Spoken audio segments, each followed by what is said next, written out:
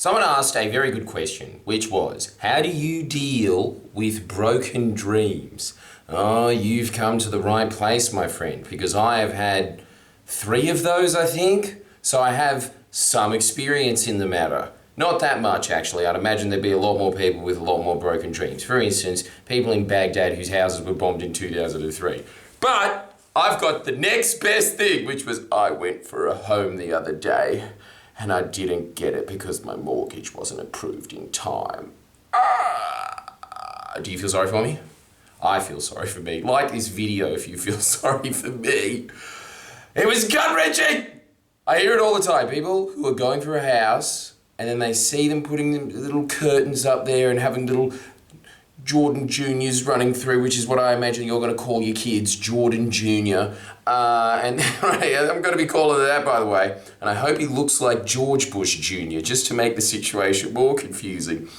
You imagine all of that stuff. This is something that you hear happening all the time with people that are getting houses. That's the one. And you see all that shit happening, and then someone sweeps up and goes, thank you, just takes it, and they're in the position because they have the pre-approved loan. Look, this is all very 30-year-old chat. Anybody that has passed that threshold of the next decade, I swear that's what happens. You get hammered on your 30th, and then the next day you wake up and you're like, I just feel like going on domain.com for some reason.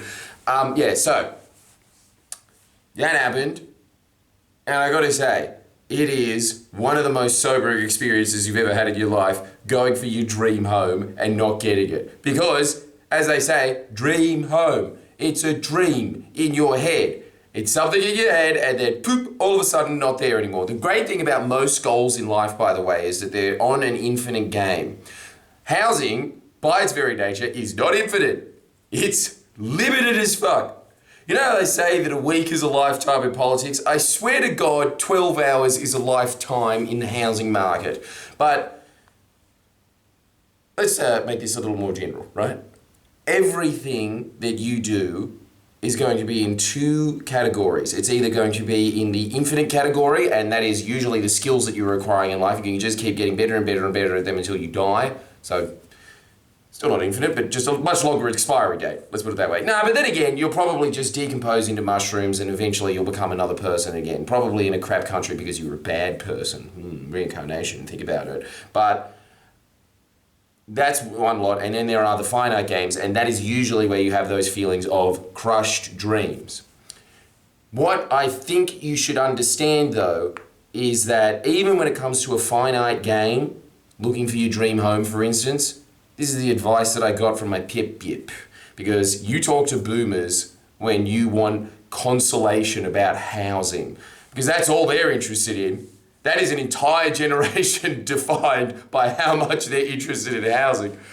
And I was talking to him and he said, yeah, it happens all the time, mate. You just get over it. It's kind of just like the first time that you're broken up with or you break up with someone who's really sad, and then the second time, wonder what's on at the flicks. Oh, that's right, it's COVID.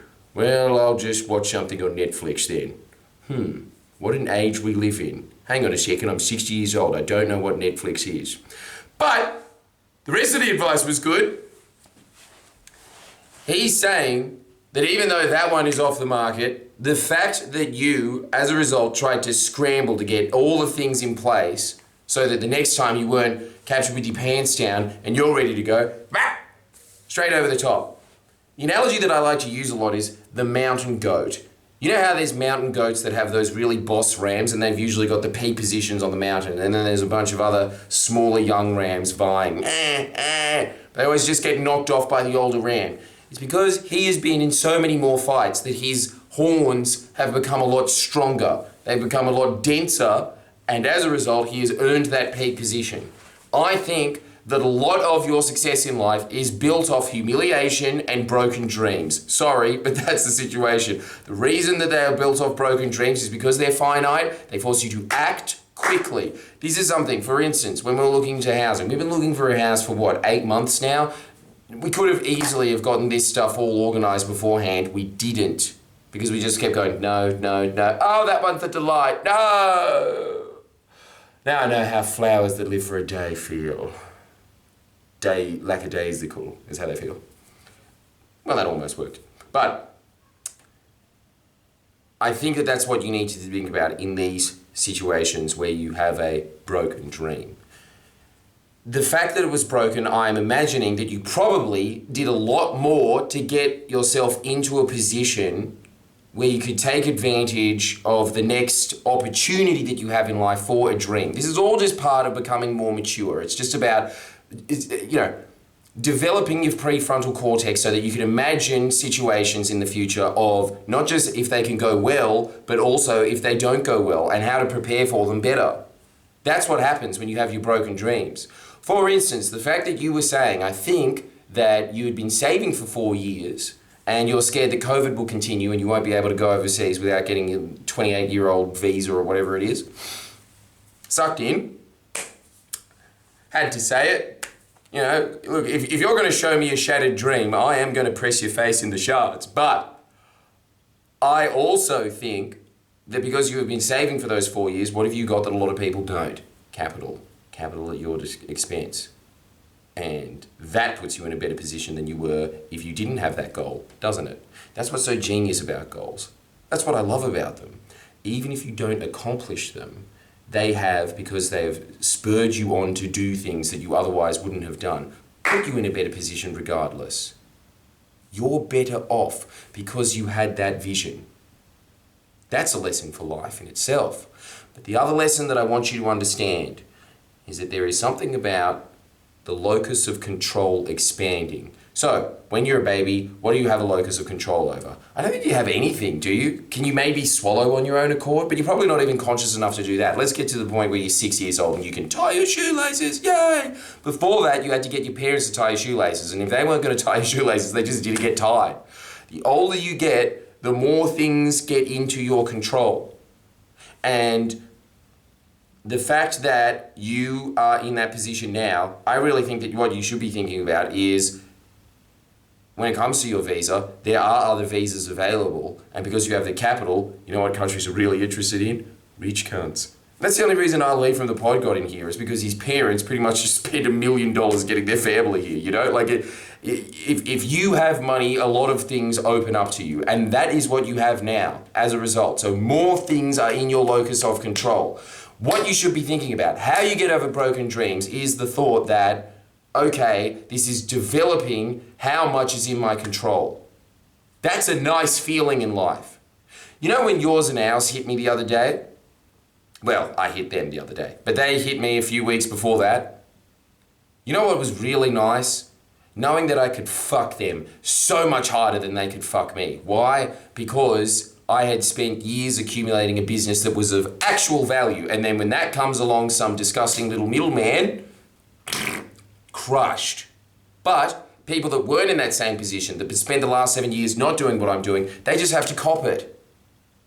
That's what I'm talking about when I'm saying that when you get into a sphere of control, it starts expanding by itself because more and more problems keep pushing on you. And I truly think that one of the greatest ways to define who is and who isn't an adult, how much they can take. How much is in their locus of control?